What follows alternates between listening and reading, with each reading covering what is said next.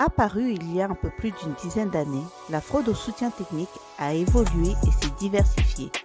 En 2018, plus de 6 personnes sur 10 ont rapporté avoir été confrontées à une tentative de fraude au soutien technique.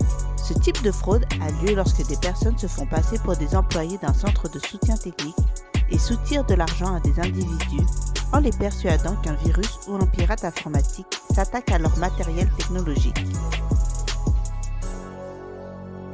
La prise de contact initiale avec des potentielles victimes se fait de plusieurs façons.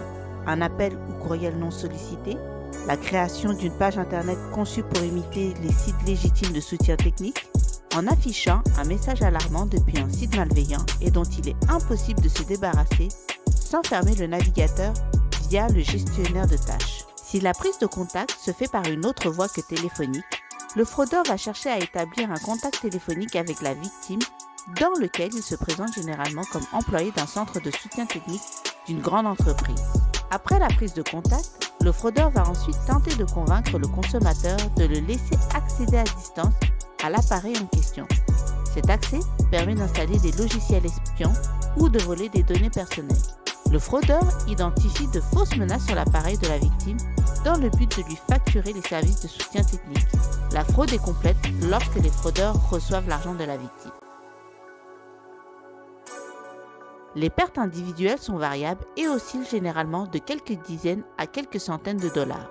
La majorité des tentatives de fraude a eu lieu aux États-Unis où le pourcentage s'élève à 58% du total des cas recensés. Le Canada totaliserait quant à lui 11% du total des tentatives. Le nombre réel de victimes serait cependant largement sous-estimé, compte tenu du fait que certains individus ne se rendraient pas compte lorsqu'ils ont été victimes de fraude. La fraude semble toucher différemment les individus en fonction de leur âge. Par exemple, les individus de plus de 54 ans semblent être plus touchés par des appels non sollicités, tandis que les individus plus jeunes consultent davantage les sites frauduleux. La prévention auprès des consommateurs est le moyen le plus direct de contrer cette fraude. En informant les utilisateurs sur le fonctionnement de la fraude, ces derniers seront plus méfiants quant aux appels non sollicités. Les campagnes de prévention, comme le mois de la prévention de la fraude, sont de bonnes opportunités pour communiquer aux citoyens les types de fraudes auxquels ils pourraient faire face. Les campagnes doivent cependant être adaptées à chaque pays. Retrouvez la note de synthèse sur la fraude au soutien technique sur prévention-cybercrime.ca.